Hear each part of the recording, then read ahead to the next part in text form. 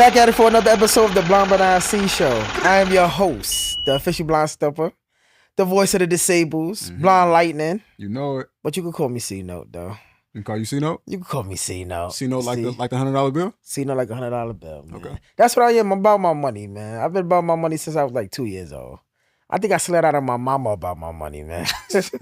I'm just saying. The $1 million baby, man. I slid out of my mama about my money. Slid out the coochie like, where the bread at? Where the money at? I came out, and I mean, you smell money. The doctor must have had a rollie on. I had to come out one time. Oh, that's crazy. But that's crazy. That's crazy. And I'm in here with my boy Wolf, my dog. You already know it, man. And we at 265 Canal Street. For the motherfucking magic. Magic. Our voices is magic. I think we taking over. And I mean, I said, damn, I got a lot of things on the bucket list I gotta check off. Yeah, me too, man. Nah, and I'm live shows and more merch. And the crazy thing about it, I was right in the live show people, and I heard your voice. I said, I'm not rushing it. Mm-hmm. Because at first I felt like I gotta do it just to see. I gotta do it. Mm-hmm. I'm like, I'm not rushing it. So I stepped back and I'm like, what could I do to grow this podcast? Right. The Blind But I See website is coming soon. Right. It's coming, like, that's the first thing. I'm building that Blind Stepper community. Right. I'm doing the work. I listen to your podcast. I'm listening to other people's podcasts. I'm like, what could I do to increase this? Even shout out to Miranda. Like, I even listen to her podcast, and I'm looking at this like, shit. I ain't gonna lie, she doing her thing. She smoking shit. I ain't gonna lie. she doing her thing, and Yeah, I'm just sitting up there, and I'm just sitting back, and I'm just like, damn and shit. Like, every time she always remind me, like, yo, I learned from you. But you know what, though? One thing I want to say about your sister's podcast, and I say this because I'm like, I listen to podcasts every day because it's my job, but then I'm also like very interested in this type of shit. Yeah. And one thing that I'll say is your sister's podcast is Dr. Felder on Line 1. So it's her show. But what I will say, one thing that I think your sister does really good is she has a great curation of guests with good stories come through. She been smoking the guest game. You get what I'm saying? And I will say that, and that's actually been something that's been difficult for us to do. Yo, you know, difficult. It's difficult for us to do. Yo. You know, so I think the biggest difference between you and your sister's podcast is your show is like really leaning on who you are, like almost like 100% is leaning on Christopher Felder, yeah, or me, like, you know what I'm saying? And we trying to like move into that lane of where your sister is at and she thriving at right now. So shout out to Miranda. Shout out Miranda. And the way I look at it is like her guest has grown with her. Yeah. So that's what it is. It's like my guests didn't grow with me. They grew looking at me. What you mean by that? Like she's new in the podcast space. Yeah. So it's like it's no expectations when a guest is coming on. I get what you're saying. I felt I set the bar. Like, if you look at the numbers from the beginning to now, I set the bar so high by telling my story. Now, I heard people say, how can I come behind that and tell mine? That's a good point. So it's like, that's a good point. She's what, like episode probably like 7 now? Uh-huh. The last one is me and her. Uh-huh. So it's like, a lot of people say that, like, damn, like, my story don't mean nothing once I heard yours. And it's like, it's not about that. It's just get your story out there because you could be impactful to somebody else. A lot of people say, oh, I'm going to come on the show. Well, we book it. And then they hit me up last minute and say they cancel. Yeah. And it's like there's a certain quality. So the thing is, and you know, I don't know your sister as well as I know you, but like these people are connections and personal relationships that she got from her life outside of being a doctor. Crazy thing about it, some people she just meeting. Right. By just dropping a clip. And that's it's true. like, and then some people she just meeting. Yo, it's crazy because people hit her up from when she came on my show, coming over there hitting her up. And I'm like, damn, I had this person on my page and I never got hit up for like, but I feel like a lot of people probably intimidated about me. I think people don't have taste, bro. They don't have taste. And I think people's character, I think there's a lot of good people on earth, but it's not a lot of great people. And I think sometimes 1,000%. When people see you, they just don't know what to feel, so they just don't do nothing. Yo, it's like that, it's like that in the regular world. Yeah. Like even in the parties. Uh-huh. Like this week, I went to the party Friday, we went to a cookout. at Pacific BK. You know, we in Pacific BK the 25th. Ladies Love R&B Fridays, cookout, ready to feel. We going viral in there. Okay. But I'm in there and it's like promoters that normally say what up to me and keep it pushing actually sit there and talk to me and let me know how cool I am and how I move and my aura. And I'm just like, damn, bro, like how long have you been around me and you just now saying it? Like me and my DJ, shout out to DJ Chris, we walks in and it was just, I couldn't stop people from talking to me.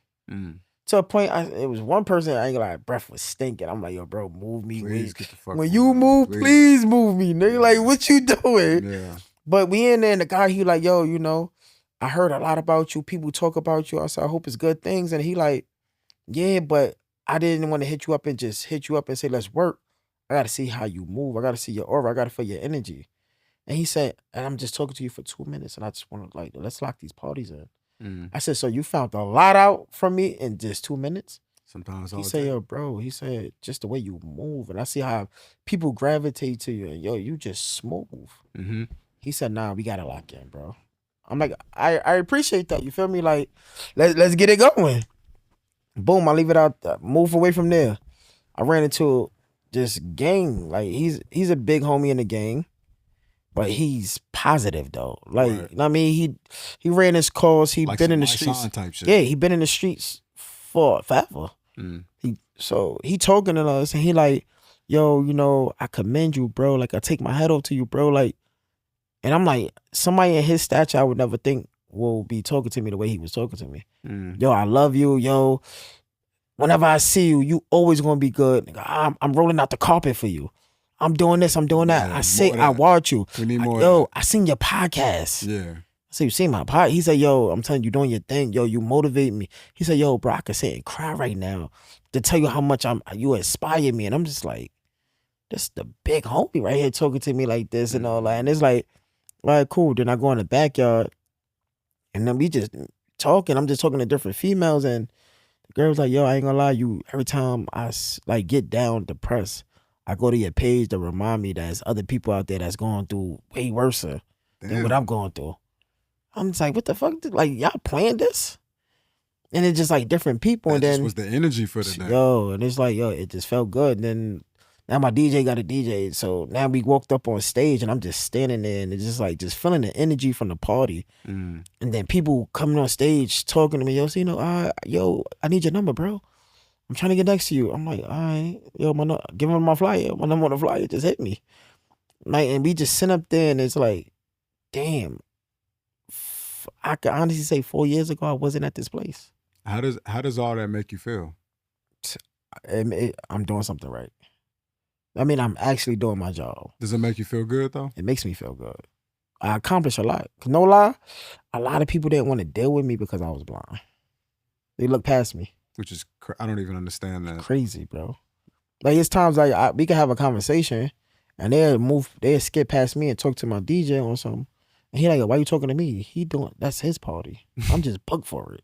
Right. Or they hit him up. Every time I play, he like, yo, why you hitting me up?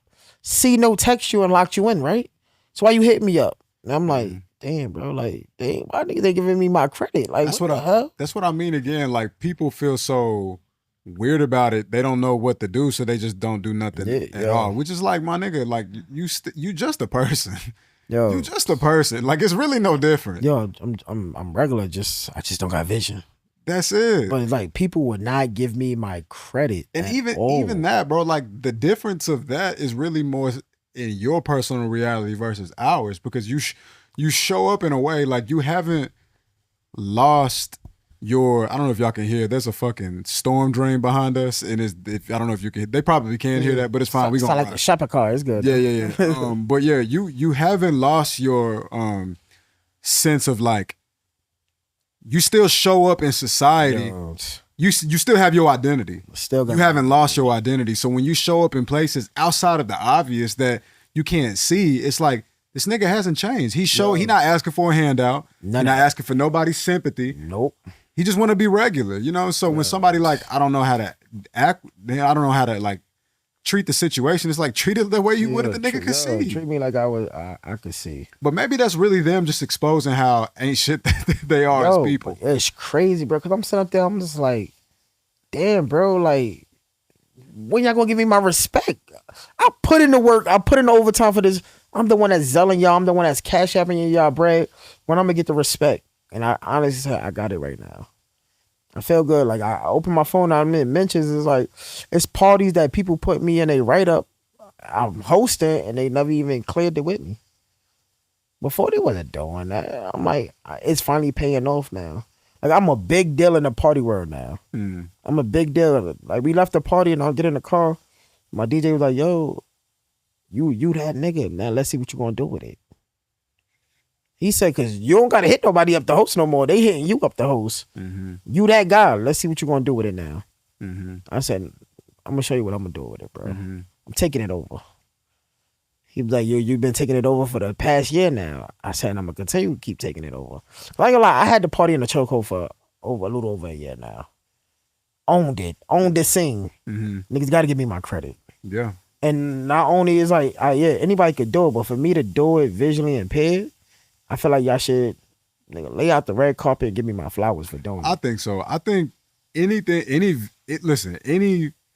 goal you accomplish, any victory you make, any progress that you make, bro, as a person who does not have their vision, you should 1,000% get extra credit for anything that you do, because you got to go through so much more. Like you said on this podcast, you got to work 10 times harder than 10 times harder, bro. So any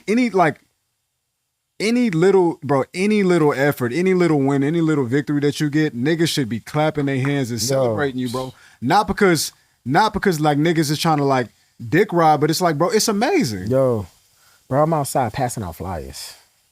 Blind. Don't even know where the niggas at for real. Just like bro, people holding a conversation don't even know I'm blind, but I'm keeping the persona like, yeah. Like, shit, where your number out on the flyer? I said, you don't see my number, shorty? She lucky. She like, oh, I found it.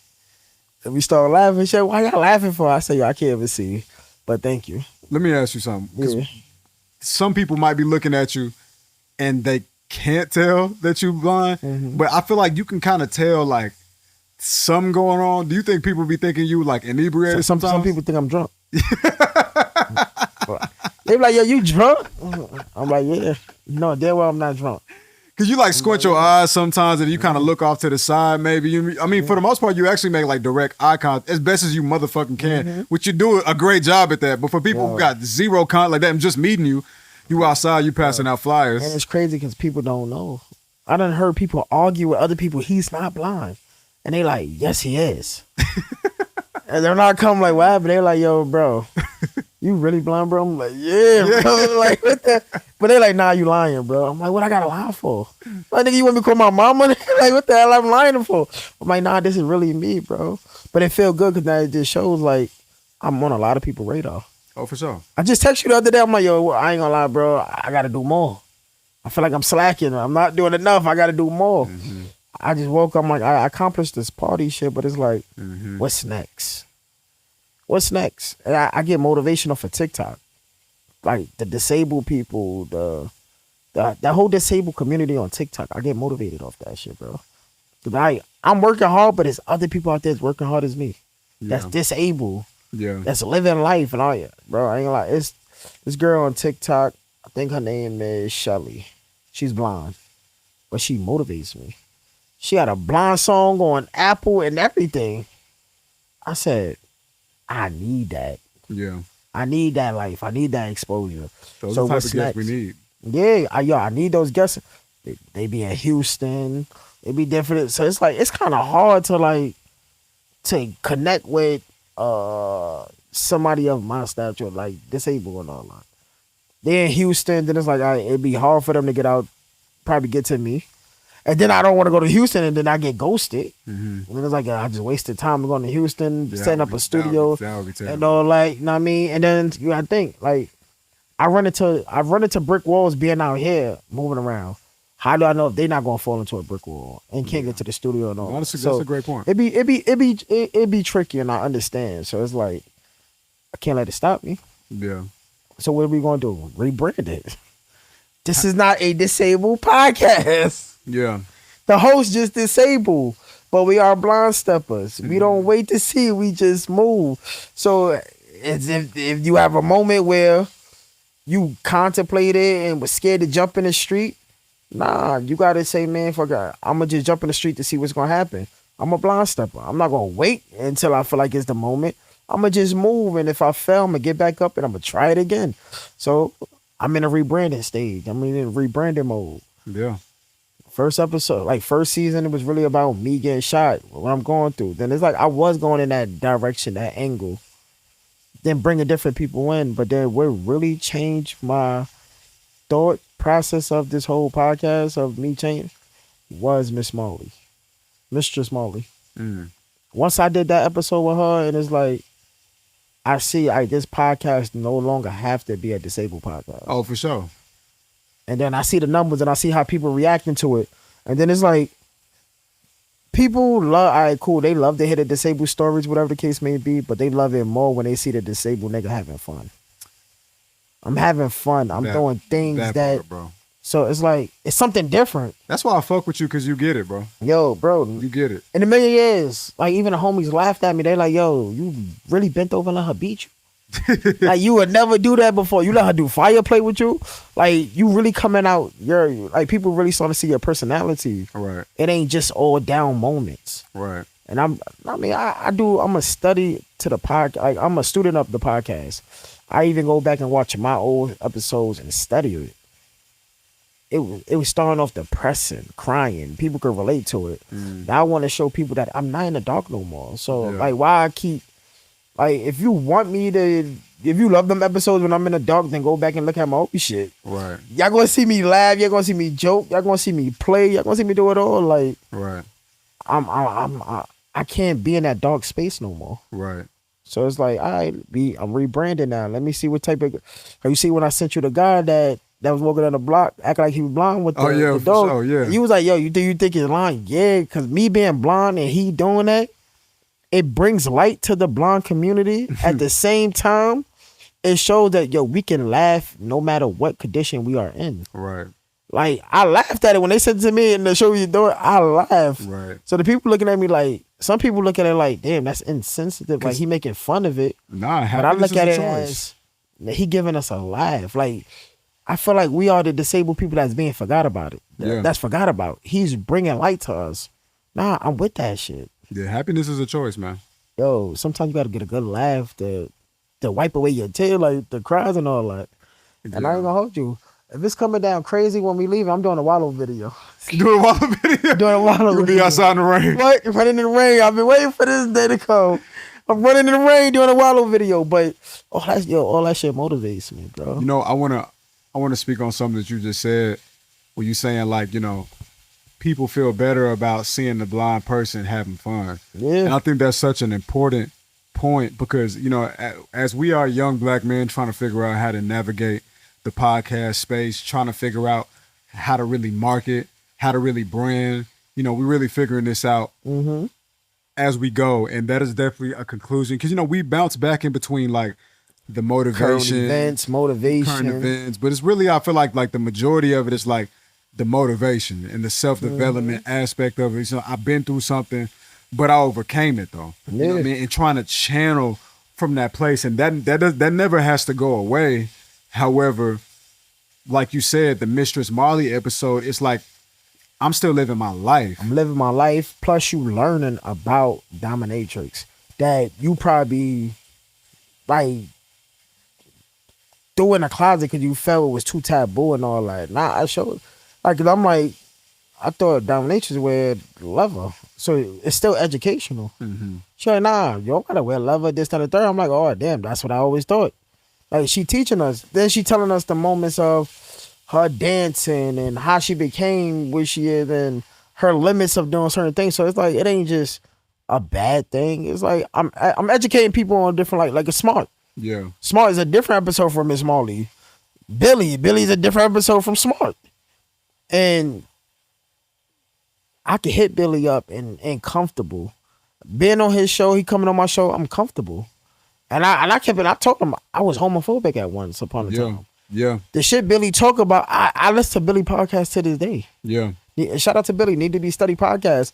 And he talk reckless, but I can laugh and bypass it because it's like, if it ain't stepping on your neck, then let it then bypass it. Yeah.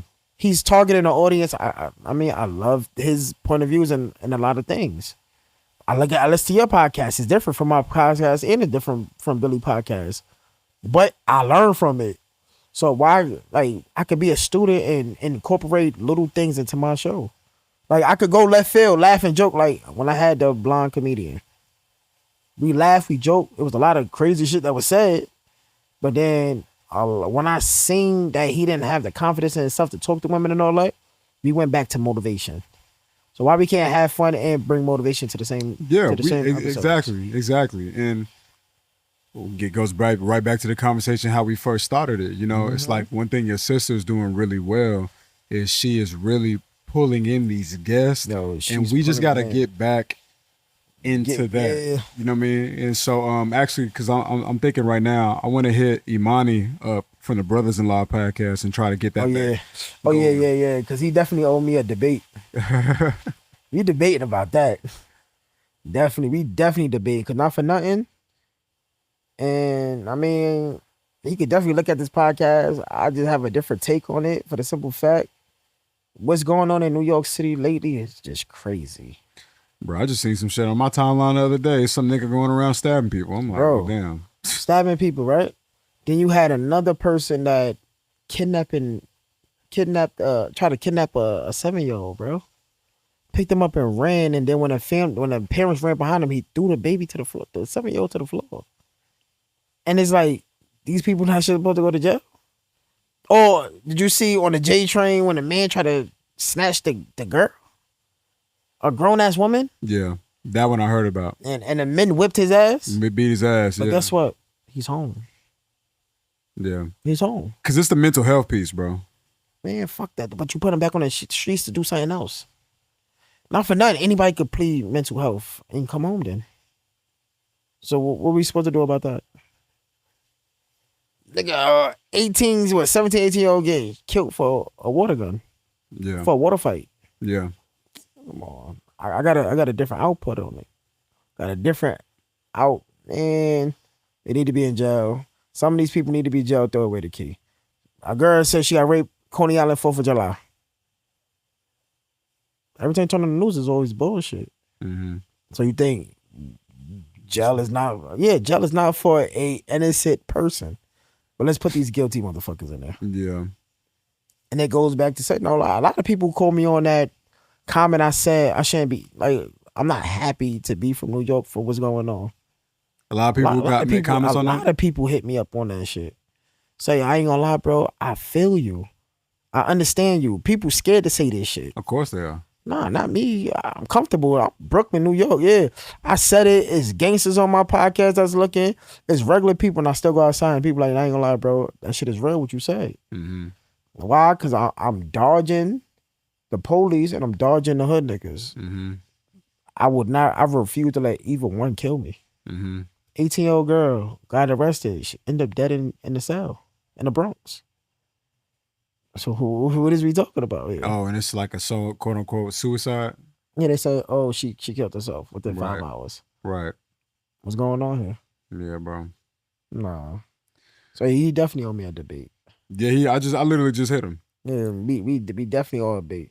I mean, even Tao and them, they could talk. We could even reach out to them. We could talk about nasty shit. Mm-hmm. This podcast is for everybody. Yeah. I don't know, like the way my mind work is. I don't single out nobody because I don't want nobody to single out this blind host. Mm-hmm. I don't want nobody to look at it. Oh, he's blind, so we gonna go in a different direction. Mm-hmm. Nah, I welcome everybody because I want everybody to welcome me. Yeah. And by me being welcome, the next person in the wheelchair, the next person that's blind, the next person that's cerebral palsy, gonna come right behind me and do the same thing. Mm-hmm. Like, you gotta, once I go through the door, like I'm opening, like you open the door, they be like, yo, close the door, you letting the air out? Mm-hmm. Now I'm opening the door, I'm like, oh, my disabled niggas come in. And then that's like real DEI at that point, you know what I mean? It's just like, yo, we at the table just because we earn the right to be here. Like, we not asking for no specific favors. Like, you build up the Blind But Now I See brand and platform, and it becomes so big. It's like, I'm not here because I'm blind. I'm here because I'm killing shit. I just so happen to be blind. The Blind But Now I See, the voice of the disabled. Right. Like, the disabled have a voice, I'm really about to start pushing that shit, bro. And put different wrist like bands on it, like represent different things, because it's like we don't have a voice and we need it. I really gotta push that narrative, because like you said, DEI, right? How many disabled people is really at the round tables? I don't know of none, for real. Neither. I don't know of none. I gotta be the first. Yeah.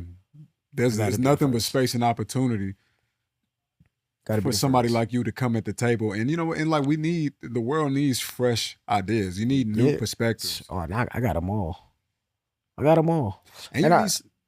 go ahead. No, shout out to the Master Connect agency, Nicole, too. Like, I ain't gonna lie, I just met her December, and she supports me, motivates me to keep pushing. I'm the only disabled person in the group. And it's like 40-some people in the group. Only disabled person in the group. And every time we have our meetings and different people come on to teach us different things, she always makes sure she put the light on me. She like, when they be like, okay, we on Zoom.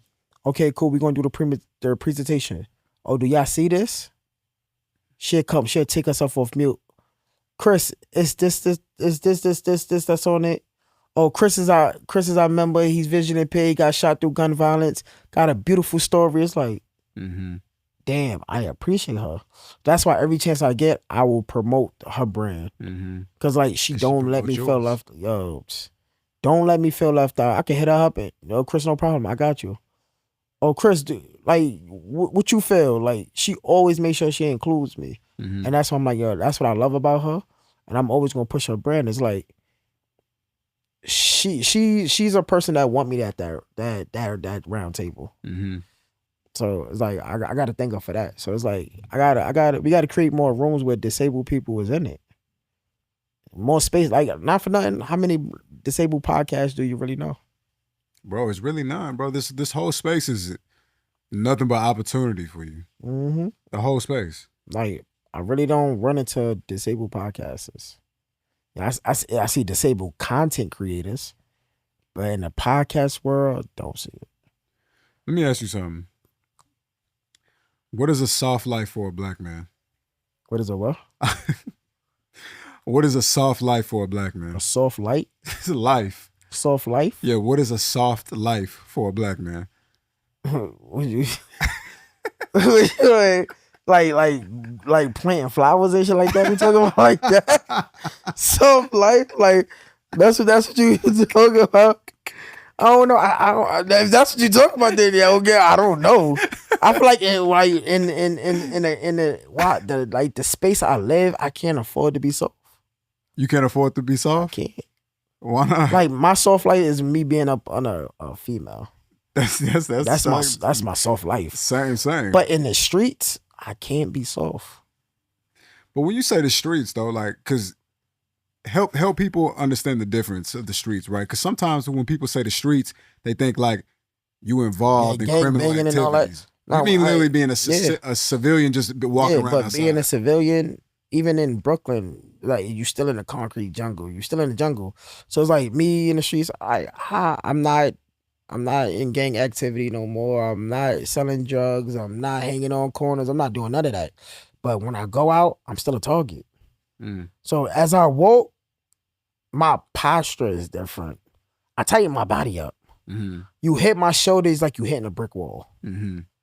Like, because you're ready for whatever. I'm ready for whatever. Because nobody ain't gonna do shit to me and say mental health. Oh, hell no, I'm ready to go. Right. I'm ready to, like, today, we walking, and I come out the pharmacy, I'm walking, I just got toothpaste, and a person was so close to me that they bumped the shit out of my arm and knocked the toothpaste out. For a minute, the old me snapped. But the spaz. To be like, why the fuck are you so close to me? Right. He picked it up. He gave it to me. I said, you got something to say? He said, I'm sorry. I said, all right, cool. Enjoy your day. And we walked off, but it's just like, and my niece and my son, they laughed because it was just like my aura. He don't know I'm blind. Right. Two, then it's like, this is a big nigga. I'm not playing with it. I apologize and I give it to him. Like, you're not a small nigga, but no stretch. Come on, bro. Like, you too close. And no funny shit. If I don't think you blind and I think you drunk, I definitely don't want to piss you off. Cause he about to be on some bullshit. You don't want to do that. And it's like my back straight, my chest is out. Yeah. I'm tightened. So it's like the way I walk is like I can't afford to be soft. Okay, but right. But so when I think about a soft life, right? Yeah. To me, a soft life for me is like waking up in the morning, not necessarily having like nowhere I gotta rush to. Oh, like that. So like, let me explain it from my side. You know what I mean? So it's like I get to wake up, get to get out of bed. You know what I'm saying? Like when I want to, it's like, okay, cool. Make some tea, something. I like a warm drink. You know what I mean? I don't really drink coffee as much these days, so I like maybe some lemon water, something simple. You know what I mean? Sip my tea. I sit down by the window. You know what I'm saying? Sunlight coming through for the warmth. Shit like that. You know what I mean? Soft life. So that's like your soft life. That's like soft life for me. Well, I don't got no soft life because I ain't at that point yet. I don't got no soft life because when I wake up, the first thing that's on my mind is like, what could I do today to make me improve or like get a couple of steps further in life. So it's like when I wake up, the first thing I get up, I thank God for another day. 100%. Like, cool. Let me get my phone. I scroll on TikTok to see who up, who putting content out. Okay, what I'm not doing. Okay, cool. I'm going on ChatGPT. Help me out with the disabled. Help me out building this whole official Blind Stepper brand. Everything. Then I'm listening to The Breakfast Club. Listening to The Breakfast Club, I get different things out of it of how they entertain an audience. To incorporate how can I entertain an audience as far as live shows and everything else. I listen to commercials to see how they really sell shit. Like a real marketer.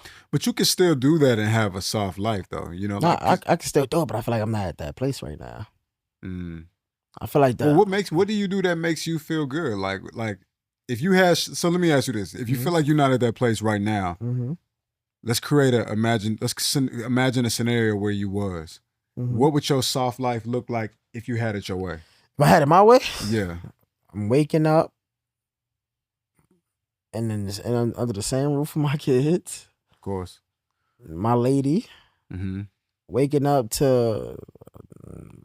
I don't gotta be masculine. I can be in my soft boy. I could, kiss on the forehead, go in the front, and just listen to ESPN, and even get my chefing on, like cooking, and just like no kids in the world. You feel me? Like I ain't drinking no tea, no hot tea, none of that. But going in there, I'm cooking breakfast. I'm bringing breakfast to the kids, to the wife, to the missus, and just like relaxing and just enjoying my family. Cause like that's my family within my family. Like I'm enjoying my family. I mean, lift up the window, let the fresh air flow through the house, and just listen to music and just relax and don't no care in the world. Now, why can't you do that right now? Why? Cause I gotta work 10 times harder than y'all. But see, you can still do all of those things while making time to get to the business. Yeah, because it's 24 hours in a day. Yeah, you got plenty of time. You know what I mean? It's 24 hours in a day, right? But my 24 hours look different from y'all's. Like I really have to work. I'm working on other people's time sometimes, just to press that button on ChatGPT. Right. So I got to speed up. So you might be ready. As soon as you wake up, you're ready to use ChatGPT, but people not necessarily awake. So you got they're not awake until 3 hours. I'm telling you how real it is. I said open ChatGPT, boom, it open up. I just pressing around till that shit. I heard that shit vibrated. I got it. Start talking to me. Try to do it again, didn't work. I said, damn, who up right now? Fuck, I'm a FaceTime. Yeah, you see that button? They like, you dead ass? Dead ass. Hit that button. I talk to y'all later because y'all fucking up my conversation. She picking up the conversation. Bye. Wait, they can press it through FaceTime? Nah, I got 2 phones. All right. I FaceTime one phone and put it on the screen. Shit. So when they tell me I hit it, I hang up on them because now she picking up you talking. So you FaceTiming somebody on one phone and then you putting it on the screen, putting the camera, but you don't even know but you blind, so you don't even know how to like get it to look at the. But you got both hands in your you got both phones in your hands, so you just like this. Be like this. Right. So this FaceTime, they be like, yeah, this right here, this hand right here, right there, boop, and I go from there. All they got to say, open ChatGPT and go on the main page. I'm laughing because like I admire how resourceful that is. Like I fuck with that. I got to. Yeah. So my 24 hours look different from everybody 24 hours. Well, brother, I would like to say that I'm gonna get to myself forever. Yeah, listen, trust and believe, bro. Trust and believe, bro. I'm gonna get to it, but no, I felt like I went through myself forever. The first 8 years I got shot. Just being down. I don't think you did though, because it didn't feel soft. You said it didn't feel soft? It didn't feel soft. So, sleeping all day? Well, it's not what you do, it's how you do it though. You know what I mean? Like sleeping all day, I wasn't active. I was just in the house, not doing nothing. Listening to music. Now I wasted a lot of time. I wasted time, but I needed the time, but I still wasted that time. Now I'm up, I'm active. Mm-hmm. I am not going back to that soft ever. Like I go back to that soft ever when I saw my motherfucking first check. My first deal, when I can say I can. Well, I could kind of. It ain't gonna happen then either, because then the work gonna really kick up. Because now you got a contractual obligation. To meet quotas. To meet quotas, yeah. But guess what? When I'm on that plane, that jet, I'm relaxed. I'm in the sky. You know, the clouds, and I'm just not thinking about nothing. You know, and it's like I got space. I'm not on Spirit when the shit is on my knees and all that. Even though that's crazy, because I could have all the money in the world, I'm still gonna ride Spirit though. Still gonna ride Spirit. Nah, it's gonna keep me humble. Spirit is trash. Yeah, I always take Spirit. Also, they're not that cheap either. It give me the ones that I be taking. Okay. One time I went to Atlanta for $45. That's pretty fucking affordable. That's pretty cheap. It took me to Orlando. So you ain't had no bags in Atlanta, huh? You ain't had no bags. I had a book bag. That's all I need. I do carry-ons. Me too. I don't check in. Yeah, I don't do that checking in. Yeah, checking in. I feel like checking in is like, that'll never be my bag. Like, listen, most something I ever do when I'm in the airport, I got the personal bag, I got my carry-on. That's it. That's all I need. No matter how many days I'm there. That's all I need. Duffel bag king. That's all I'm working on. Duffel bag king. I'm working on a Blind Benassi duffel bag. Yeah. Blind Benassi duffel bag, Blind Benassi book bag. Because now it's like I'm thinking Brandon now. But hold on, I want to.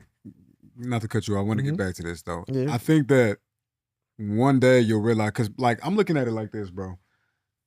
Yes, you were working trying to get to the bag. Yes, you were working and you ambitious and you trying to create a generational shift in your one lifetime. Mm-hmm. But because you don't know when that's gonna happen, because you don't know what order of events it's gonna take for you to like transition into like that happening, I think, right, as a friend, that this nigga smirking, I think as a friend that you should find little ways not to waste time, right? Not to just take your foot off the gas.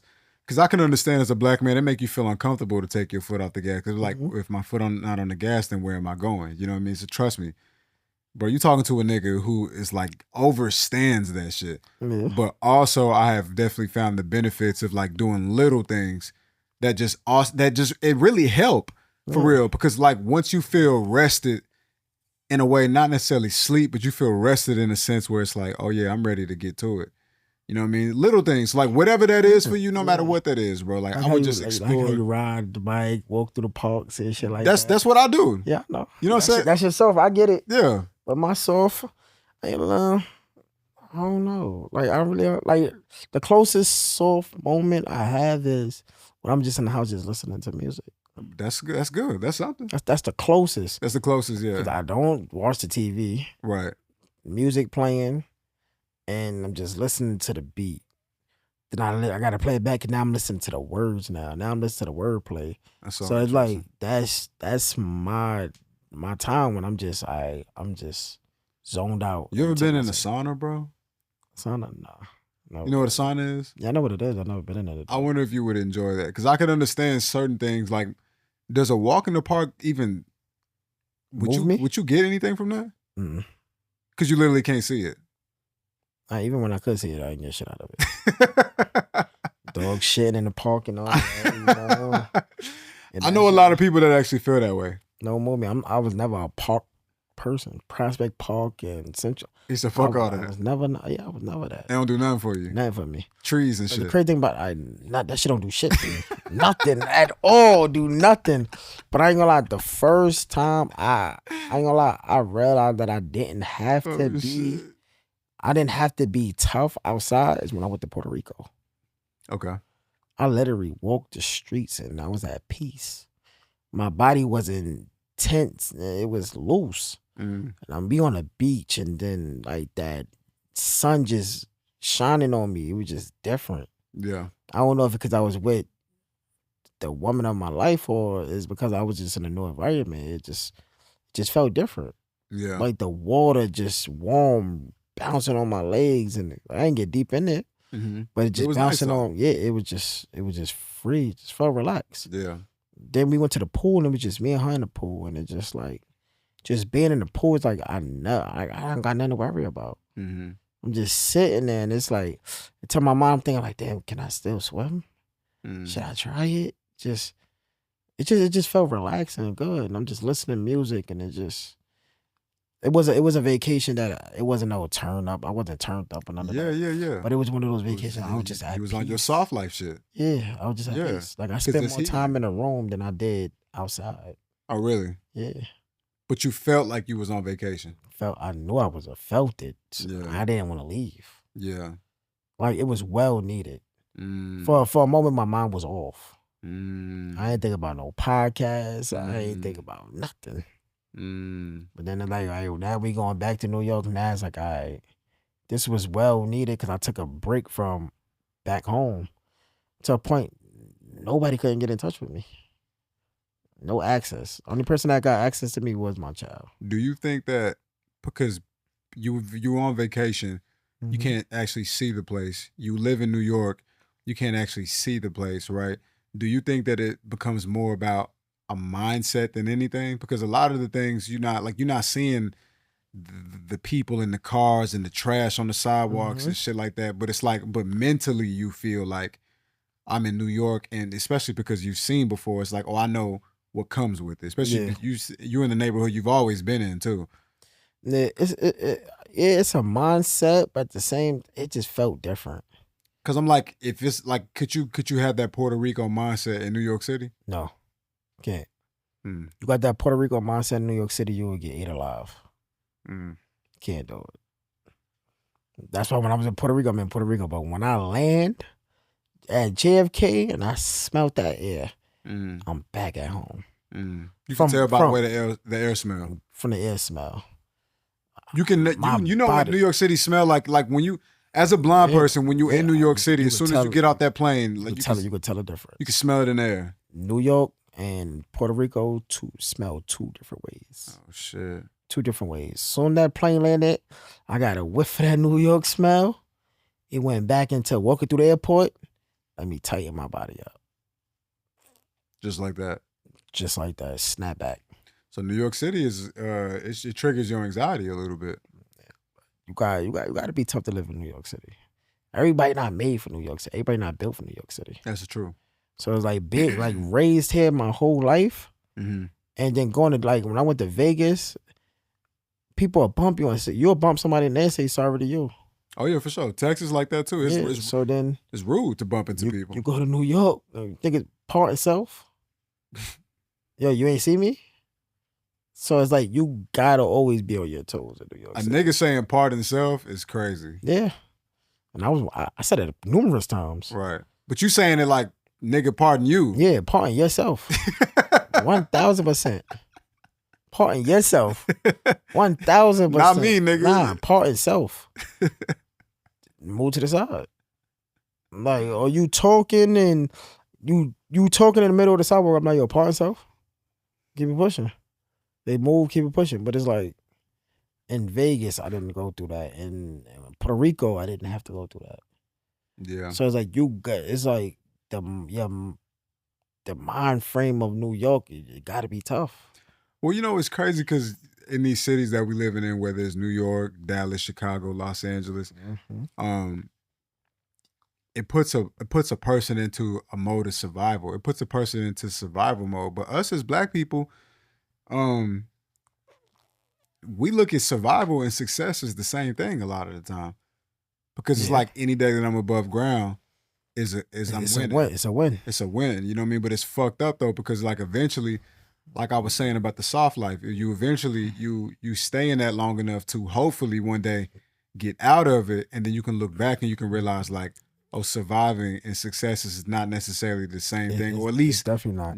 You graduate beyond that place when you realize it no longer. It's a part of your life you shouldn't just want to survive no more. You should want to win. But that's what the soft life is about, you know what I mean? Because like when I first came to New York, coming to New York really taught me it was a lot of ways I had like a survivor's mentality, and I needed to let go of a lot of that shit because it wasn't service. It actually hurting me, you know what I'm saying? Because like when I first got to New York, I realized, one, it didn't help that I was in a new place, but two, I realized like I have a very anxious way of like perceiving the world and seeing things, you know what I mean? Like I think I not as much anymore, but still very much so though, but not as much anymore. Like I think about violence and danger all the time, you know what I mean? I'm constantly thinking about like, what if this happened? You know what I mean? Like I see somebody and I think, and it's not nothing wrong to think like that though. It's not, but it is though. So it's like, again, to Black people, surviving and success is the same thing, right? So at one point in your life, you're thinking like that to stay ahead of the curve, right? You know what I mean? So you can make sure you got you got a good chance of preventing something bad happening, and that's a good thing. But you've eventually got to understand. Let's say you have 100 thoughts a day. Let's say 80 or 50 of those thoughts went into like, I need to survive. This is what I got to do just in case something happened. In my case, I was thinking about, what if I'm on the street and somebody try to hurt me? What am I prepared to do? You know what I mean? But you go through that whole day and it never happened though. You get what I'm saying? Yeah. And because it never happened, your mind doesn't necessarily understand the difference between what you're preparing for that didn't happen versus what did happen. Because on a biological level, you're in preparation for it to happen as if it did. Yeah, that's like being safe than sorry. It is, right? And this is the survivor's mentality, though. You know what I mean? Because that's why it's so complicated being a Black person, though. Because on one half, it's exactly what the fuck you just said. You know what I mean? It's better safe than sorry. But there's another half. But this is the side of surviving, though. The other side of living and thriving is understanding that you're hurting yourself by being prepared for stuff that's not happening. Now, I get it. But growing up in New York City, growing up in Brooklyn, the way I was raised and everything, it's times when I walk and I just seen a nigga, I'm like, he gonna try something. And I walk and it's just like the pace I walk slanted. Cause like in the corner of my eye, I gotta see everything you're doing. When I cross the street one day, I'm walking slanted. I'm like, all right, he just looking like he trying to bust a move on me. I cross the street, he crossed the street. That's like, okay, I'm walking. I said, I see what it is. My name is like 2:30, 3 o'clock in the morning. Going home. I'm like, I know what I'm gonna do. When I hit this corner, I'm gonna tear ass. I bent the corner. Once I bent the corner, I start running. Crossing the street, and as I'm running, he bent the corner too. But he thinking I'm just walking. No, I already told ass, so I already know what you're trying to do. Not on me, not on my watch, champ. And it's like, I don't know what you got on you now, but I know you had nothing. I would have whipped you. I would have stayed right there until you turn. I would have whipped your ass. Right. But for you to sit and following me, you got to have something on you. Nah, I'm going. And once I told ass and I see he bent the corner with me, all right, cool, I'm taking ass. And I ain't going to stop. You going to waste your time running. And to go from there, but it's the mind state of living in New York. Yeah, mind state living in Brooklyn, the ghettos and the hoods. Like, I got it. I always, I don't think the worst, but I'm not naive to it either. So let me ask you this. If you lived in another neighborhood in New York that was less known for violence, let's say you lived in that neighborhood for a whole year, do you think something like that, being in a different environment, would help you start to kind of peel? From the way I feel? Yeah. No, you still got to be on your toes because different environment, different crime. And it may not be the crime that you're used to, but it's a different type of crime, though. But what if you like in Williamsburg or some shit like that? Still go down to Williamsburg.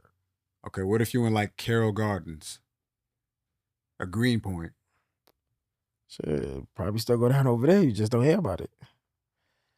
Shit still probably go down in Puerto Rico. I just don't know. But that's my whole point, though. So it's like you're gonna carry that mentality like everywhere you go. Cause, bro, listen. I gotta be prepared. Listen, bro. Listen. Trust me when I say you're not talking to a nigga. Like, what was that the other day? What? We was doing an episode and you was like, somebody was like wolf in the suburbs or something. I'm not from no fucking suburbs. You know what I mean? I ain't from no fucking suburbs. So it's like, trust me, bro. You're not talking to a nigga who had a silver spoon. You know what I mean? Nah, I definitely agree. But this way of thinking, though, you know what I mean? It's like it's fucked up. It's not beneficial, and I understand why it's necessary at times. You know, because at the end of the day, it's like, my nigga, I gotta make it home. So that's my main biggest focus. But I think in a lot of ways I can't really speak to this because I didn't grow up in an area that is like it's vicious out here. As vicious as New York. Like Dallas got its own version of violence that, of course, is violence everywhere for one, you know what I mean? But I would say places like New York and Los Angeles and like places like Chicago, it's different. You know what I mean? It's like Atlanta, another one too. It's way more concentrated. So there's a level of this that I really can't speak to, and I understand that. You know when I turn it off? When I walk through my building doors and that door closed, I'm good now. Yeah, I'm good. I'm now. safe. Yeah. It's 16 apartments in my building. I know each one of these apartments is willing to help me if I need help. Mm-hmm. If you gotta knock on somebody's door. If I gotta knock on somebody's door. But when I'm in that building, I'm not worrying about if somebody in this building waiting for me. I'm not worried about somebody behind the stairs. I'm not worried about somebody on the roof. I walk in that building, I'm not worried about nothing. It's like, I'm safe. I come in the house 4 or 5 in the morning. I don't know who in that building, that hallway. Mm. When I walk upstairs with no care in the world, taking my keys out. I don't even be paying attention. I be on the phone laughing and all that. I'm not listening to no footsteps and none of that. And I just put the key in, I go in my building. Yeah. It's one time I'm walking up the stairs. We just came in from the party. I'm walking up the stairs and I'm counting my money and I heard movements in the hallway. I put my money in my pocket. I put my phone in my pocket. And I'm just listening some more. And then I'm walking. It's like 4 in the morning. So I take my keys out. And then as I'm walking to my floor, I started hearing the movements again. So I'm like, if this 9 out of 10 is person, if it is somebody in here, they don't know I'm blind. Mm-hmm. They don't know. I walk up the stairs. I said, "You ready to die?" And then I heard my baby mama voice. I said, "You better stop doing shit like that. You about to get yourself fucked up just now." And she said, "Oh, nah. Like, what the fuck are you doing in the hallway?" She like, "Oh, I left my keys, so I was coming here." Like, I said, "Yo, you better stop doing that shit. Cause it could have went bad for you just now." And I just went in my building, but I'm not worried about it. There's times I was drunk and fell asleep on my step on the floor of my building, like on the floor I live on. So I'm like, let me just sit here because I was so drunk. I couldn't even put the keys in the door.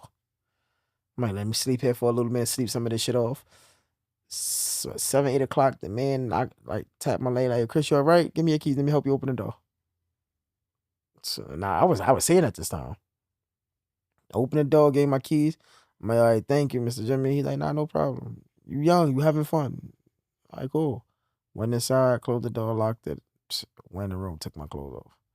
I'm safe. I ain't worried about nobody robbing me or sticking me up or doing no harm in my building. That's what home is for. I'm safe. It feel good. And not even just to say my building, my block. I feel safe when I'm on my block. Cause why? It's nothing but love over there. Everybody's watched me grow up. Mm-hmm. From the gangsters to the crackheads to the drunks to the elderly, they all watch me grow up. Mm-hmm. The corner store, like, they watch me grow up. Generations now, they watching my son grow up. So it's like, I'm not worried about nothing when I'm on my block. It's straight love. I come downstairs and they jump to help. "Yo, you need help? Where you going? You got a cab out here?" Real community. And you walk you to the cab. Yeah, so it's like, I feel good when I'm on my block. Down to the people that's up to no good. They not even doing no bullshit to me. Mm. They sat out, they talk, woo. "Oh, you need help? You need something from the store? I got you." Like, "Nah, I'm good, bro. It's like I'm just catching some air." I ain't no problem. They go about their way.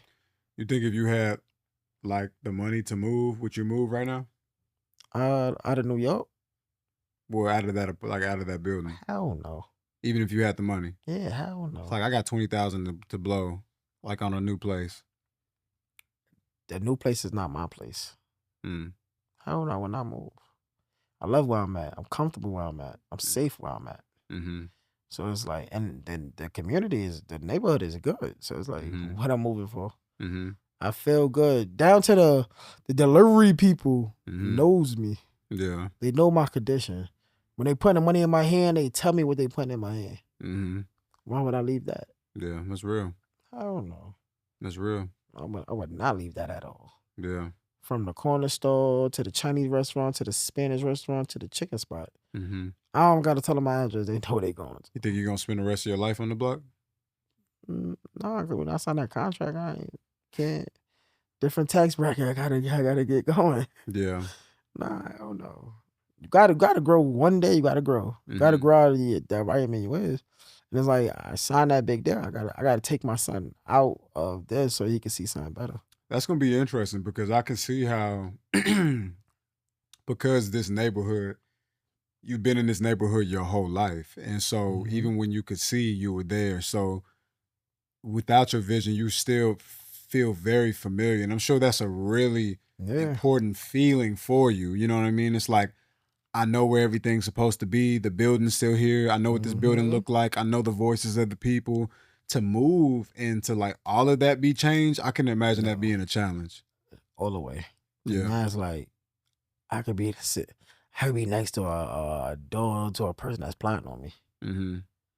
Like just sitting out there waiting for me to come in. Nah, I will never feel safe until I get inside of my door of my apartment. Yeah, I hope that eventually one day that mentality becomes less and less of a thing for me. No, it would never. Not for now. I wouldn't even work on it. No. Don't say never, because I think again, as Black people, we got to live these multi-dimensional lifestyles, right? So again, like I'm a type of person, bro. I don't know. Now I get what you're saying, but people is wicked. Nah, no, but that's what I'm saying though too. It's like, because sometimes emotions are a double-edged sword every single time, right? And you can't feel something for somebody that you don't feel inside of your body. And so there's an exchange happening at all times, right? And it's difficult to try to rationalize with somebody who live in a dangerous neighborhood to not feel that, because it was like, but then who gonna be there for me when I got my guard all the way down, and then somebody try to get the drop on me, and now look at me, I was fucking around, moving around goofy, acting like shit was sweet. You know what I mean? That I understand. And that's what I'm not taking. That I understand, but at the same time, though, it comes a place in your life where you got to make a choice to find a way to bring more peace into your life. You know what I mean? And then also, it's about at some point giving a little bit more grace. Grace? No, not grace. Hell no. Giving a little bit more space for God to cook, just a little bit more. You know what I mean? Because it's like, I get it, but getting shot, I ain't giving that damn space. I ain't even gonna hold you. Getting shot, gotta stop you right there. I ain't let go and cook. Fuck no. You cooked already. Now it's time for me to take over the pots. Nah, hell no. Hell no. Hey, wait. I go in the building, I'm like, hey, how you doing? They're like, hey.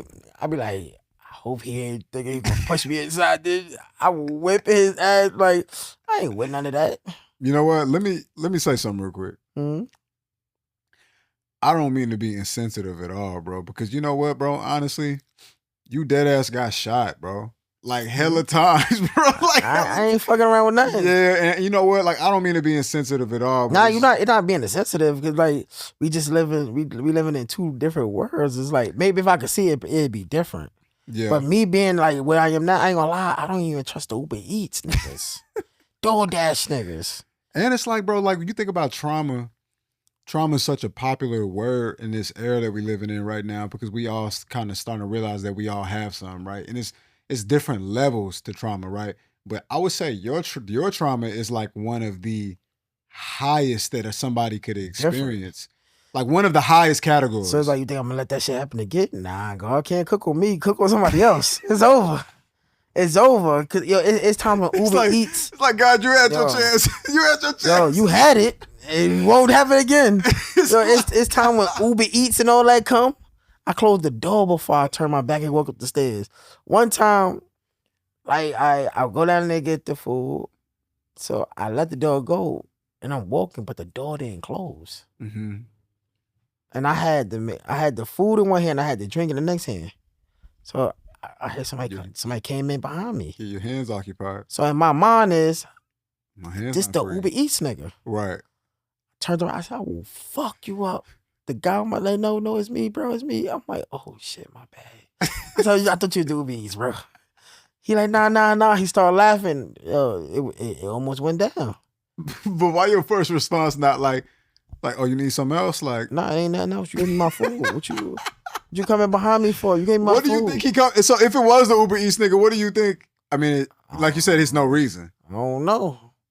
Like, you still paranoid. These niggas don't speak English and none of that. I don't know what you capable of. You still paranoid. But I'm gonna beat your ass, huh? You still paranoid. That's not paranoid. It's being cautious. You paranoid, bro. Nah, it's cautious. You're paranoid. I can't see what's going on. It's more than just cautious. Cautious is just like awareness, but you paranoid because like this is the second story you done shared with me that you was cautious about something, but because you don't got no space for misinterpretation, your first reaction was violence. It's always gonna lead to that. That's paranoia. It's always gonna lead to that. It's more than caution. You know what I mean? Why? I'm gonna let you know, blind and all, I'm going to work you. I'm going to work. I it's never gonna be another chance.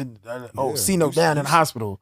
Oh hell no! I'm whipping your ass. You still paranoid. It's either my life or yours. It's going to be mine. It's going to be yours. Yeah, you still paranoid, and you know what? Rightfully so, bro. That's why I said earlier, like I'm not with none of that. I don't mean to be insensitive because it's like your situation is just so much more drastically different. Mm-hmm. So I get it.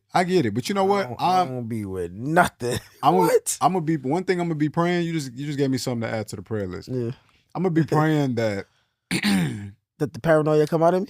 Yeah, for sure. Definitely the paranoia, and then just like the right events get set up in your life where you can feel comfortable with taking a hand off. And listen, the most important thing about me saying all this, bro, I understand, bro, as a black man, I don't know, this is really sad to be honest, but like I don't know if the hand will ever really be off. Man, because there's too many threats to us. Yeah. Even if you're living in a good neighborhood. Okay, well now I gotta worry about white officers or white people calling the police and being like I remember me and my mom, my sister, we lived in this house. Yeah. And it was the first time we lived in like an actual house, right? So it's a white neighborhood. And I remember one time me and my homies was playing outside in the front. So there was an apartment complex right behind my house. Yeah. Literally like there's an alleyway, there's a gate where our backyard was, there's an alleyway. And then on the opposite side of that alleyway, there's an apartment complex. And that shit was just like all the fucking hood kids, all the ghetto kids lived there, right? You know, that's the best way to explain it because it's like the neighborhood wasn't necessarily the hood. The neighborhood wasn't the hood at all, but it was some hood shit going on in that apartment complex. But that's how I call, like, it's the ghetto. You know what I'm saying? Yeah. I think the hood is like a whole neighborhood and the ghetto is like, you know, depending on who you ask, you know what I mean? But anyway, I was friends with them niggas because we black, you know what I'm saying? So I'd be like, yo, I live in a house right over here. Meet me in the front yard, you know what I'm saying? When my mom not here, she not allowing me to have company over, but we could chill in the front yard though, you know what I mean? I remember one time somebody called the police, bro, and the police pulled up while we all in the front. So of course, police pull up and the homie's like, hold on, what the fuck? You know what I'm saying? What's going on? And I'm like, hold on, let me see what's going on. And then the officer asked me, yo, like, do you live here? I'm like, yeah, I live here. That's why we playing in the front yard, you know? And thank God the officers was cool and chill about it because if they really had that racism in their heart, they could have, my mom wasn't home, they could have really pressed that line even further. But it was just the fact that like, I was thinking like, damn, we neighbors. See? We neighbors, you know what I mean? I'm like, because whoever made this call, they in their house and they can see us. So it's like, why the fuck would we be in the front? You get what I'm saying? It's like, oh, it don't matter though. And we kids. Skin color. Skin color. So I understand. Yeah, I don't know if I would get over it. You say, but my thing is, I'm in a place in my life, and again, I didn't get shot, so I understand that changes everything. But I'm in a place in my life where I realize I gotta choose me because my paranoid thoughts started fucking me up. You know what I mean? Like I really be having thoughts like I really do be thinking like a nigga could kill me at any moment. Like I really feel like that. They can. I know. They can. I was coming from seeing ass. I got shot. But what I gotta do is I gotta understand. And bro, again, I gotta keep making this disclaimer because I gotta really let you know, bro. I feel you, bro, 100%. As much as I fucking can, right? Yeah. Because there's numerous times I had moments like that. Well, it's just like nigga, it's like okay, well, it's like yeah, trust God and all that, but I wasn't not trusting God when I got shot 3 times. People like, trust God, but I said, like, no disrespect, and people might look at it like, wait, how can you say that? Nah, I feel you. I'm not going to put my life in God's hands while I'm walking on this earth. I'm going to defend it the way I defend it. The way I defend it might not be God-liking, but I'm going to defend it the way I defend it. I think that God understands the severity of what happened to you, and I think that God understands that you need time and very specific things to happen in life for you to ever get to a place where you could even have the thought of putting the trust back in God's hands. Yeah. Oh yeah, being free. Like I got trust, but now when I go to the streets, God, I understand that. You do your part up there. I'm gonna do my part down here. And I think that's what it should be. Like I was on the phone with my mom earlier. My mom is a big proponent of my mom got a super, super strong relationship with God. Yeah. And sometimes like her relationship leans toward like, God'll do it or wait God to do it. And I'd be like, I'm gonna do it. Yeah. You know what I mean? I don't gotta wait on God. I'm one of those. Because God give us free will. People say that I don't say not to say to myself, yeah, I'm gonna do it. Yeah. Like I ain't going, he do enough by waking me up in the morning. Yeah. Like it's how like one time the Verizon man, I believe it was the Verizon man. Boom, I'm coming out the door. Mm-hmm. He in the hallway, but he's not saying nothing. He's on my floor, but not saying nothing. Mm-hmm. But the spider senses is tingling. Mm-hmm. I said, somebody in this hallway. Well, I came out, I closed the door, and I'm just fumbling with the keys because it's like, who in this hallway and what they trying to do? I ain't know who the Verizon man. Mm-hmm. So he said that he's like, now he talks. He said, do you know where the main line at for cable and all that? I'm like, no. I said, but when you see somebody in the hallway, you should talk. That should have been the first thing you do. Just say, how you doing? You need help or something. Mm-hmm. He said, oh, I'm so sorry. I locked the door and all that.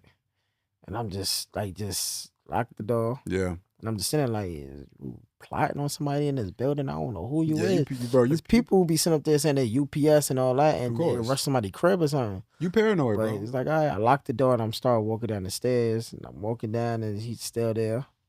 I waited for a minute.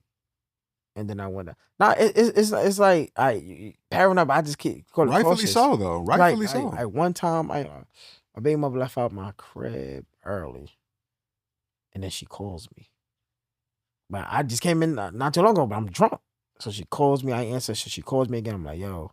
She said, yo, is somebody in your building? I said, somebody in my building? She said, yeah. I said, doing what? She said, they just sitting on the stoop. And when I came out, they start walking down the stairs. I said, he was sitting on the stage? Like, yeah. I'm like, all right. I said, just stay right there. He's like, all right. So she looking down. She said he walked in the back of the building. Like, he went down, then walked in the back of the steps. I'm like, all right, cool. I put my sweatpants on, I put my gloves on.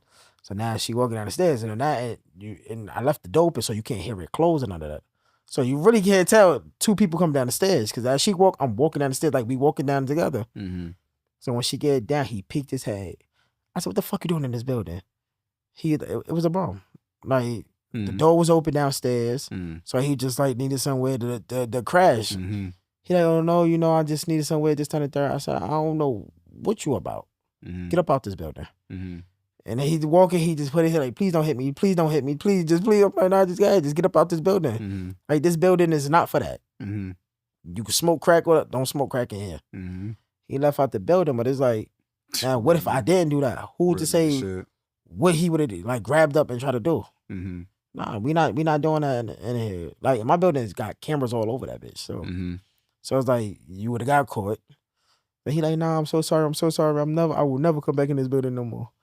Cause I'm acting like I got something on me. So he like, please. They definitely be doing that too. Don't play with me, bro. I done lived in the building in the Bronx before where people would like routinely be in the lobby and like there was radiators in the lobby. So they'd be in the lobby getting warm. Keeping warm. You know what I'm saying? Or they'd be like, I seen a lady one time, it was snowing.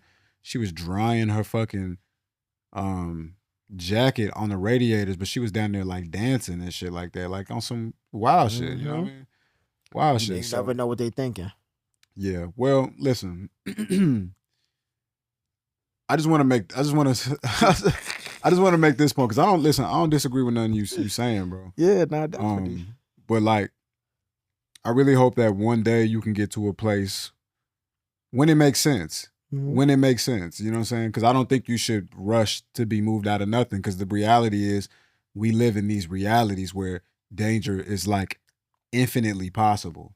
Mm-hmm. And that's just what it is to be a black man. To one, to be a black man, and two, to be a black man in certain kind of neighborhoods.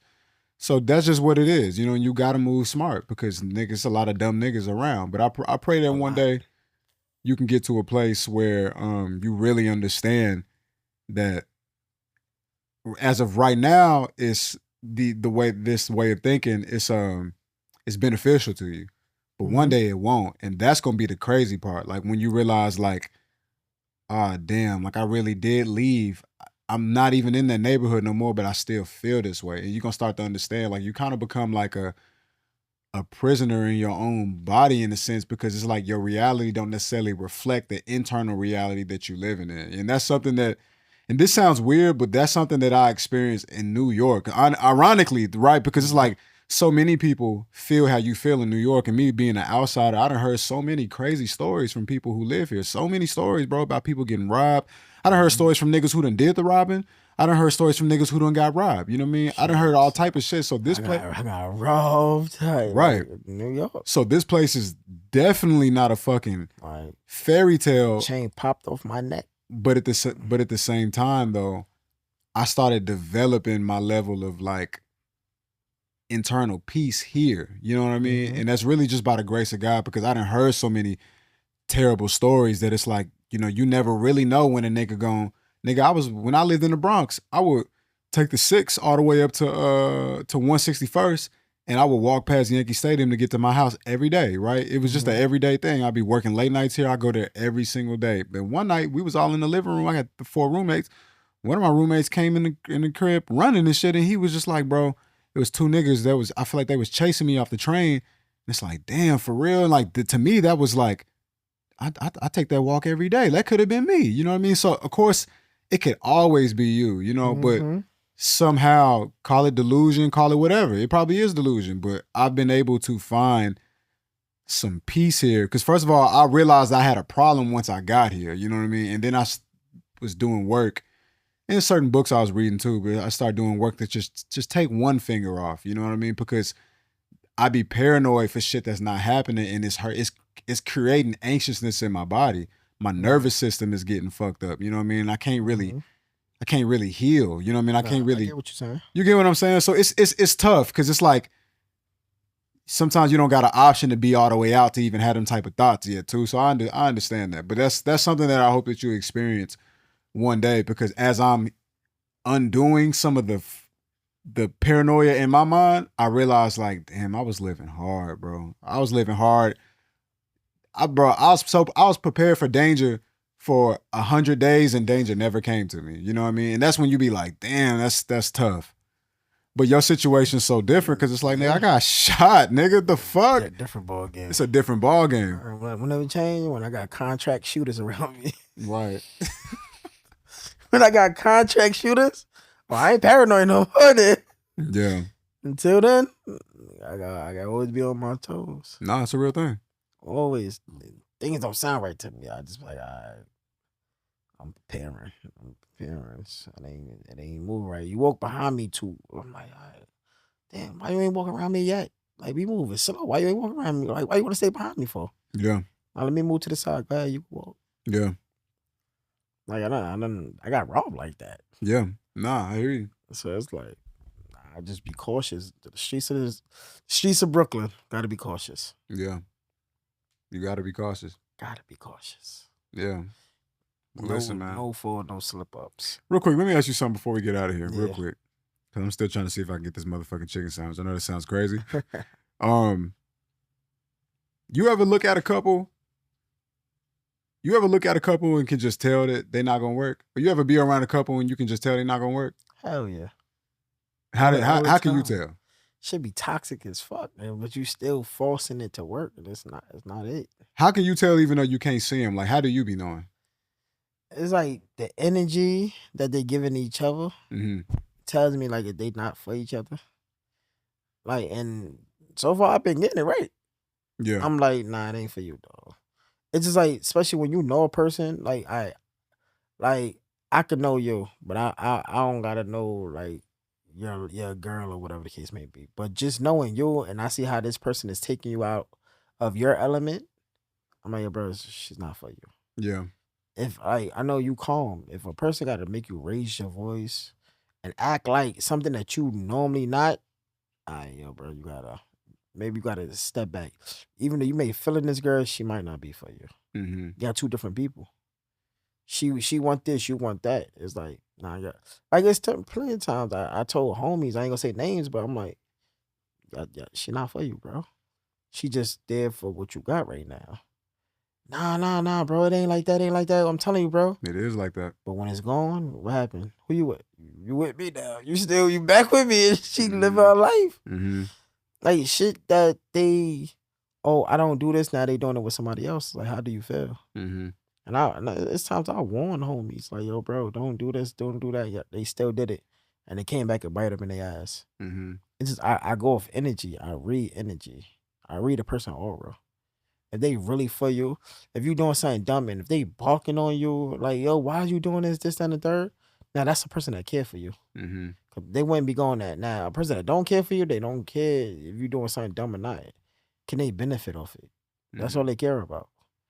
If you said to say, babe, I map something out, I can rob this bank and I know I can get away with it, and she don't have a problem with that, you know what she's there for. I can usually tell when a couple not gonna work, when, like you said, when the energy is just not right. And I'm not talking about, I know couples argue. So sometimes y'all could be disagreeing on something. Y'all could have just came from a misunderstanding. Every damn time it's like, nah. Yeah, but it's like, but sometimes the energy just be like sometimes I see a motherfucker, they'll be holding hands down the street, but they look like they don't even want to be there. Yeah. You know? Especially it's the woman, bro. You could always tell through the woman. The guy too, obviously. I mean, really, I take that back because you could tell through both of them. You know what I mean? But when the woman just looking like, actually, I take that back because she could just be upset for a million reasons. To be real, ain't really. You sit there and it's like y'all walking and it's like she kind of walking behind you and it's like, well, y'all both just look unhappy. Like y'all feel like y'all have to do this. Like y'all trying to prove a point that y'all like y'all at work or something. Like y'all trying to prove a point that this could work. Yeah. Y'all trying too hard. Y'all not happy. Like neither one of y'all can be our best self when y'all around people, and that's a telltale sign. Because it's like, damn, like I know you probably way cooler than this, but you stuck in this emotional. Because you're around this person. This person could bring your energy down. I'm saying. Like, and you can see been there. And you can see different patterns. Been there. In that person. You be like, damn, this ain't normally you. So why you moving like this, bro? That person could bring a person's spirit down. Yeah. Get rid of the nigga. Get rid of the. I ain't gonna say the whole word. Yeah. And I still said it. But you gotta get rid of it. You gotta start all over. No more weird people. 2025. You gotta keep weird people out of your life, man. So when you gonna take Shorty on a date before we get out of here? What's up with that?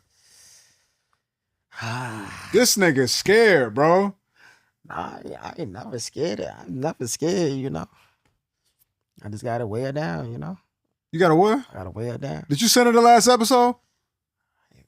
You see what I'm saying? I ain't even do it. Yeah, it's crazy thing about it. I ain't even do it. But I'm quite sure she heard it though. Nigga, send her the fucking episode. I'm gonna send her when we get out of here, matter of fact. Yeah. I'm gonna send her and get out.